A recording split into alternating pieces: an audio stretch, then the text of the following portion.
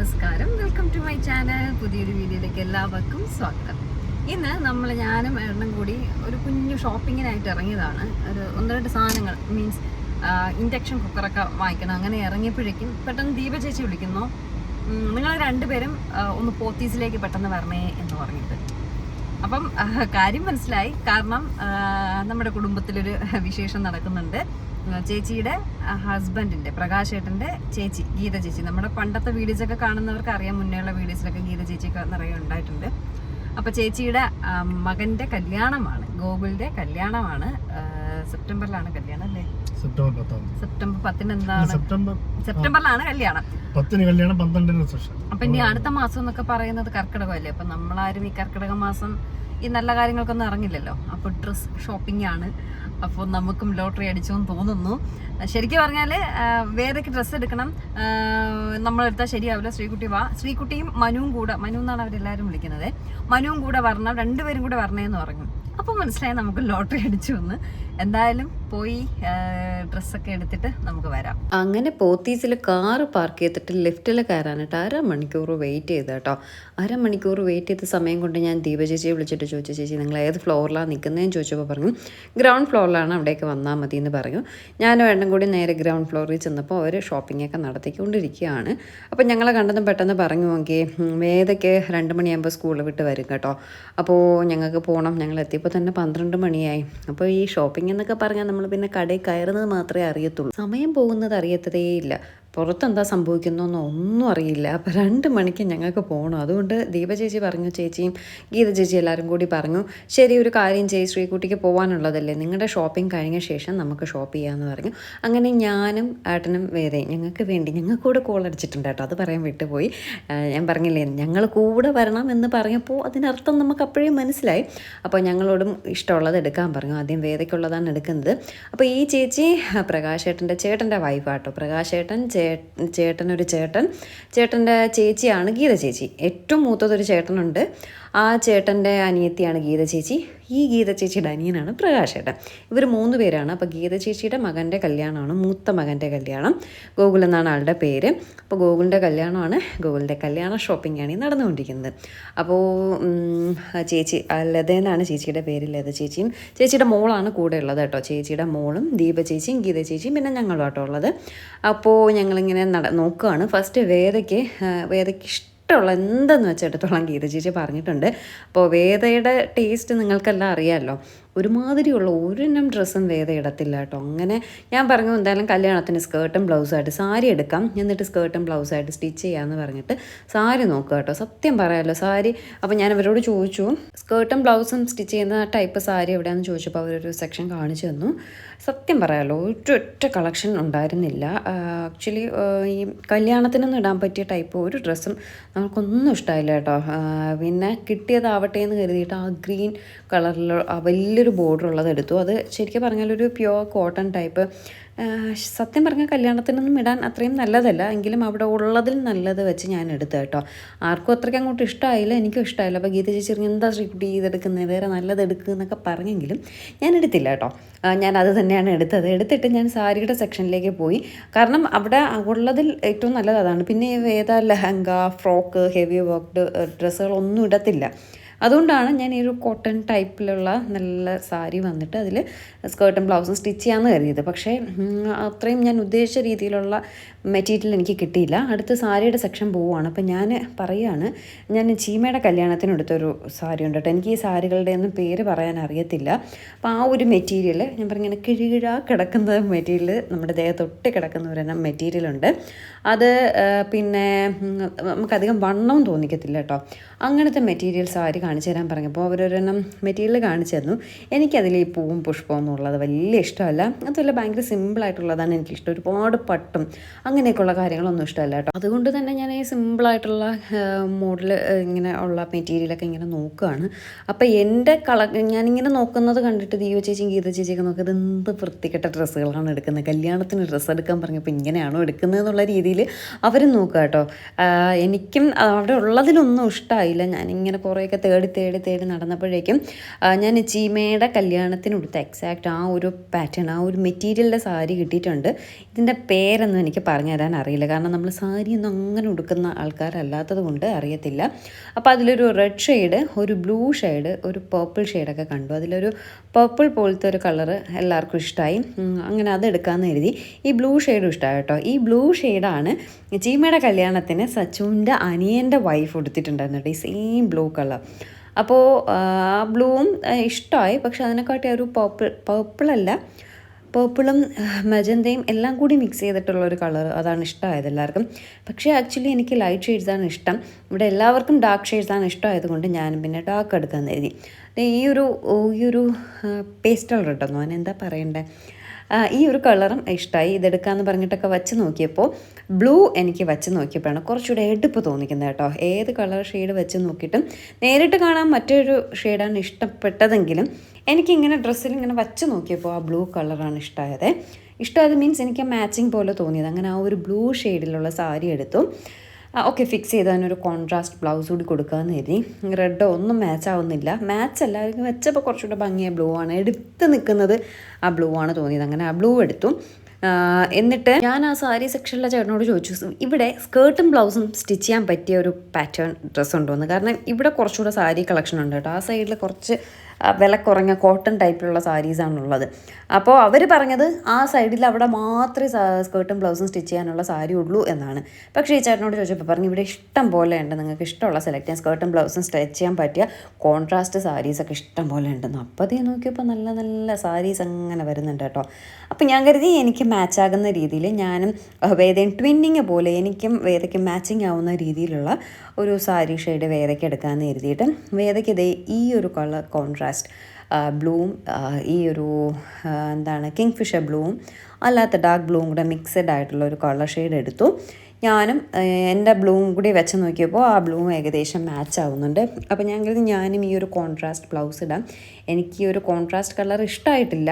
ഞാനൊരു വൈറ്റാണ് എൻ്റെ മനസ്സിലുണ്ടായിരുന്നത്. ചിലപ്പോൾ ഞാൻ ആ ഒരു കോൺട്രാസ്റ്റ് വൈറ്റ് ആക്കും, അറിയില്ല. അപ്പോൾ എനിക്കും വേദയ്ക്കും ട്വിന്നിങ് പോലുള്ള സാരി എടുത്തു. ഞങ്ങൾക്ക് അധിക സമയം എടുത്തില്ല സാരി എടുക്കാനായിട്ട്. അടുത്ത് പറഞ്ഞു എല്ലാവരും ഏട്ടനെ മനു എന്നാണ് വിളിക്കുന്നത്. അടുത്ത് പറഞ്ഞു ആ മനു, ഇനി മനു എടുക്കൂ എന്ന് പറഞ്ഞു. അപ്പോൾ ആർക്കെടുക്കുന്നതിനെക്കാട്ടിയും ഏറ്റവും കൂടുതൽ ടാസ്ക് എന്ന് പറയുന്നത് ഏട്ടൻ എടുക്കുക കേട്ടോ.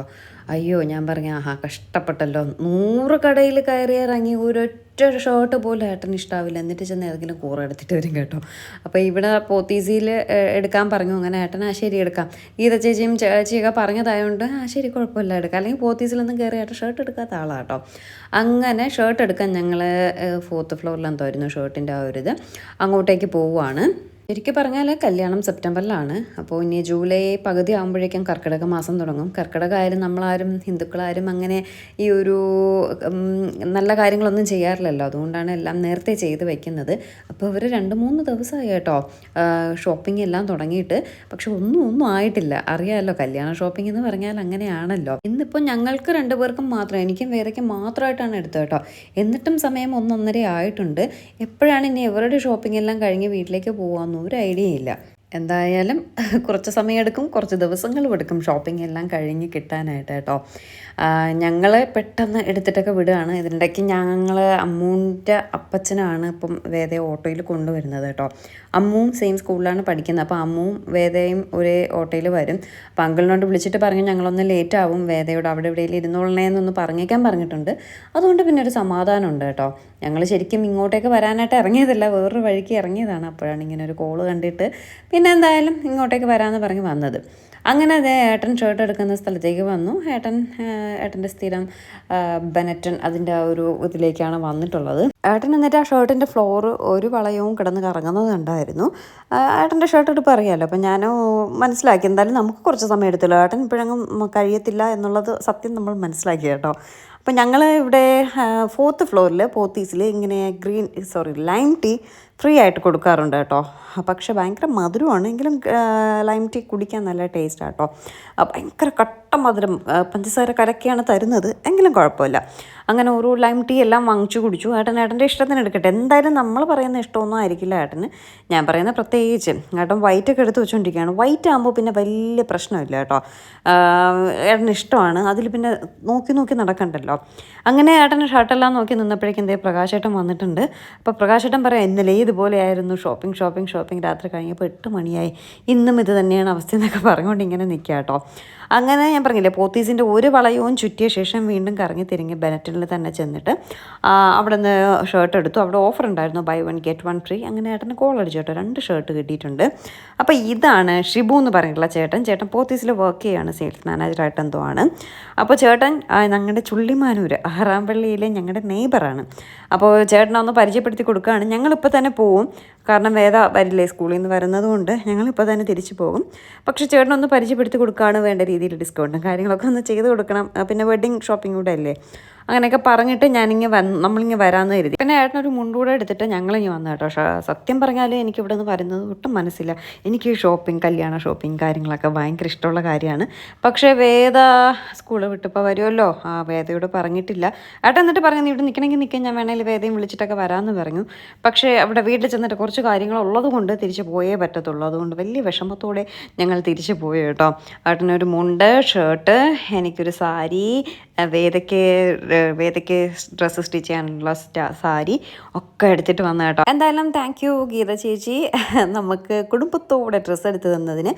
കാരണം ചേച്ചിക്ക് ഇപ്പോൾ ഞങ്ങൾക്ക് ഡ്രസ്സ് എടുത്ത് തരേണ്ട ആവശ്യമൊന്നും സത്യം പറഞ്ഞാലില്ല. പക്ഷെ ചേച്ചി കാണിച്ച ആ ഒരു വലിയ മനസ്സിന് താങ്ക് യു. ചേച്ചിയുടെ ഹസ്ബൻഡ് ചേട്ടൻ ഗൾഫിലാണ്. ചേച്ചിക്ക് 2 മക്കളാണുള്ളത്. ഒരാൾ ഗൾഫിലാണ്, ഒരാൾ ഇവിടെ ടെക്നോ പാർക്കിൽ വർക്ക് ചെയ്യുന്നു. ടെക്നോ പാർക്കിൽ വർക്ക് ചെയ്യുന്ന ഗോകുലിൻ്റെ കല്യാണമാണ് ഇന്ന് വെക്കാൻ പോകുന്നത് കേട്ടോ. അപ്പോൾ നമ്മൾ അടിച്ച് പൊളിക്കും. നമ്മൾ അതിൻ്റെ വീഡിയോസും കാര്യങ്ങളൊക്കെ പുറകെ വരുന്നതായിരിക്കും കേട്ടോ. നമ്മുടെ പെൺകുട്ടി കൊട്ടാരക്കര കേട്ടോ കുട്ടിയുടെ വീട്. കുട്ടിയെ നമ്മൾ കണ്ടിട്ടില്ല, ഞാൻ ഫോട്ടോയിൽ കണ്ടായിരുന്നു. നല്ലൊരു സുന്ദരി കുട്ടി കേട്ടോ. അപ്പോൾ നമ്മൾ കല്യാണ പെണ്ണിനെയും ചെക്കനെയൊക്കെ വഴിയേ കാണിക്കുന്നതായിരിക്കും. പക്ഷേ ഇനി ഒരു 2 മാസം സമയമുണ്ട് കേട്ടോ ഇനി കാണിക്കാനായിട്ട്. അപ്പോൾ എന്തായാലും കല്യാണമൊക്കെ അടുക്കും തോറും നമുക്ക് വിശേഷങ്ങൾ കൂടുതൽ കാണാം. അപ്പോൾ ഞങ്ങൾ ഡ്രസ്സും കാര്യങ്ങളൊക്കെ എടുത്തിട്ട് ഞങ്ങൾ പോവുകയാണ്. ബില്ലിംഗ് സെക്ഷനിൽ നമ്മുടെ ഷിബു ചേട്ടനെ എല്ലാം പരിചയപ്പെടുത്തി കൊടുത്തിട്ട് എല്ലാം ഞങ്ങൾ പോവുക കേട്ടോ. കാരണം വേദ അവിടെ വന്നിരിക്കുന്നത് കൊണ്ട് മാത്രമാണ് ഞങ്ങൾ പോകുന്നത്, അല്ലെങ്കിൽ എനിക്ക് പോകാനൊട്ടും മനസ്സില്ല. ചേച്ചി പറഞ്ഞു പോയിട്ട് വാ ശ്രീകുട്ടി, കുഴപ്പമില്ല എന്നൊക്കെ പറഞ്ഞിട്ടുണ്ടായിരുന്നു. പക്ഷേ പോയിട്ട് വരാൻ വേണ്ട വേദയ്ക്ക് ട്യൂഷനും കാര്യങ്ങളൊക്കെ ഉണ്ട്. എല്ലായിടത്തും കൂടി കൊണ്ട് നടന്നിട്ട് ഞാൻ എത്തത്തില്ല. അവരാണെങ്കിൽ ഇതേ ബിരിയാണി കഴിക്കാൻ പോകുന്നുണ്ട് കേട്ടോ. അത് കണ്ടപ്പോൾ എനിക്ക് വല്ലാണ്ടങ്ങ് വിഷമമായി. ശ്രീകുട്ടി വാ ശ്രീകുട്ടി, ഫുഡ് കഴിച്ചിട്ട് പോകാം ശ്രീകുട്ടി, ബിരിയാണി കഴിച്ചിട്ട് പോകാം ശ്രീകുട്ടി എന്നൊക്കെ പറയുന്നുണ്ട്. എൻ്റെ ഒരു ബിരിയാണി മിസ്സായ വിഷമത്തിലാണ് ഞാൻ. എന്തായാലും ബിരിയാണി കഴിക്കാനുള്ള സമയമില്ല. ഞങ്ങൾ അവിടെ നിന്ന് ഇറങ്ങിയപ്പോൾ തന്നെ 2:15 എന്തോ ആയിട്ടോ. 2:30 വേദ വീട്ടിലെത്തും. പിന്നെ അങ്കിളിനോട് പറഞ്ഞിട്ടുള്ളത് കൊണ്ട് വലിയ ടെൻഷനില്ല. ഞങ്ങൾ നേരെ ഇനി വീട്ടിലേക്ക് പോവുകയാണ്. അങ്ങനെ എന്തായാലും ഞങ്ങൾക്ക് ലോട്ടറി അടിച്ചിട്ടുണ്ട്, തിരിച്ച് വീട്ടിലേക്ക് പോവുകയാണ്. ഈ ഒരു സന്തോഷത്തിൽ കുറച്ചുകൂടെ പങ്കുചേരാൻ സമയം കിട്ടിയില്ലല്ലോ എന്നുള്ള വിഷമത്തിൽ മാത്രമാണ് ഞാൻ. എന്നാലും എനിക്കൊരു മണ്ടത്തരം പറ്റി, വേദ സ്കൂളിൽ നിന്ന് വിളിച്ചിട്ട് വന്ന് ഇവിടെ ഷോപ്പിങ്ങിന് വന്നിരുന്നെങ്കിൽ കുറച്ച് സമയം കൂടി സ്പെൻഡ് ചെയ്യാം. അങ്ങനെ ഡ്രസ്സും കാര്യങ്ങളൊക്കെ എടുത്തു നമ്മൾ തിരിച്ച് വീട്ടിലേക്ക് പോവുകയാണ്. അവര് ഇപ്പോഴും അവിടെ തന്നെ നിൽപ്പുണ്ട് കേട്ടോ. അവര് 2-3 ദിവസമായിട്ട് തുടങ്ങിയ ഷോപ്പിംഗ് ആണ്. അറിയാലോ, കല്യാണ ഷോപ്പിംഗ് എന്ന് പറഞ്ഞാൽ എത്ര എടുത്താലും തീരത്തുമില്ല. എന്നിപ്പോൾ 8-9 മണിയാവും. പ്രകാശേട്ടൻ പറഞ്ഞു എനിക്ക് ദേഷ്യം വന്നു, ഇന്നലെ ഇതുപോലെ തന്നെ 8 മണിയായി എന്നൊക്കെ പറയുന്നുണ്ട്. അത് ഉറപ്പായിട്ട് നമുക്ക് ദേഷ്യം വരും അവസാനം. ഞാനും അവിടെ നിന്നാനെ. പക്ഷേ വേദ 2:30 മണിയാകുമ്പോൾ സ്കൂൾ കഴിഞ്ഞപ്പോൾ വരും. വേദയോടൊന്നും നമ്മൾ പറഞ്ഞിട്ടില്ലല്ലോ, നമ്മളും പെട്ടെന്ന് ഇറങ്ങി വന്നതല്ലേ. വേദയോട് പറഞ്ഞിരുന്നെങ്കിൽ കുഴപ്പമില്ല, കീയൊക്കെ അവിടെ വെച്ചിട്ട് വന്നെങ്കിൽ കുഴപ്പമില്ല. പിന്നെ ചോറ് അവർ കഴിക്കാൻ ഇറങ്ങി, ചോറ് കഴിച്ചിട്ട് പോകുന്നത് നന്നായിട്ട് നിർബന്ധിച്ചു. അപ്പം ഞാനവിടെ ചോറ് എൻ്റെ റൈസ് കുക്കറിൽ കിടക്കുന്നതേ ഉള്ളൂ, അതെല്ലാം റെഡിയാക്കണം. ഇനി പോയിട്ട് വേണം അതെല്ലാം ചെയ്യാനായിട്ട്. അപ്പം അതുകൊണ്ട് പിന്നെ ഞാനും ഏട്ടനും കൂടെ ഞാൻ കരുതി ഞാൻ അവിടെ നിൽക്കാം, ഏട്ടൻ പോയി വേദം വിളിച്ചിട്ടൊക്കെ വരാൻ കരുതി. പിന്നെ കരുതി പോവാൻ ഇനിയിപ്പോൾ നിൽക്കേണ്ട ആവശ്യമില്ലല്ലോ, ചിലപ്പോൾ ഞാൻ ഒന്നുകൂടെ വന്നാലായി, എങ്കിൽ ബാക്കി വീഡിയോയുടെ കാണിക്കാം. എന്തായാലും വേദ വന്നിട്ടുണ്ട്. വേദ അമ്മൂൻ്റെ അപ്പച്ചൻ്റെ ഓട്ടോയിലാണ് ഇപ്പോൾ പോകുന്നത് കേട്ടോ. അപ്പോൾ അങ്കിളിൻ്റെ കൂടെ വിളിച്ച് പറഞ്ഞു ഒരു 5 മിനിറ്റ് വേദയുടെ ഇവിടെ അമ്മൂൻ്റെ വീട്ടിലിരിക്കാൻ പറഞ്ഞിട്ടുണ്ട്. അപ്പോൾ നമ്മൾ പെട്ടെന്ന് പോകണം. 2:15 2:30 വേദ വീട്ടിലെത്താം, അതിന് മുന്നേ എത്തണം. കറക്റ്റ് 2:33 ആയപ്പോൾ ഞങ്ങൾ വീടെത്തി. 2:30 തന്നെ കറക്റ്റ് വേദയും വീട്ടിലെത്തി കേട്ടോ. പിന്നെ ഞാൻ വീഡിയോ ഒന്നും എടുക്കാനായിട്ട് നിന്നില്ല. വേദയോട് ഇങ്ങനെ കാര്യങ്ങളും വിശേഷങ്ങളൊക്കെ പറഞ്ഞപ്പോൾ വേദയ്ക്ക് ആ സെക്കൻഡിൽ പോത്തീസിൽ വരണമെന്ന് പറഞ്ഞായിരുന്നു. ഞാൻ പറഞ്ഞു പറ്റത്തില്ല, കാരണം 4 മണിയാകുമ്പോൾ വേദയ്ക്ക് ട്യൂഷന് പോകണം, എല്ലാം കൂടി നടക്കത്തില്ല. അതുകൊണ്ട് വേദയുടെ വിഷമത്തിൽ പങ്കുചേർന്നുകൊണ്ട് നമുക്ക് ഈ വീഡിയോ എൻഡ് ചെയ്യാം. Tata bye.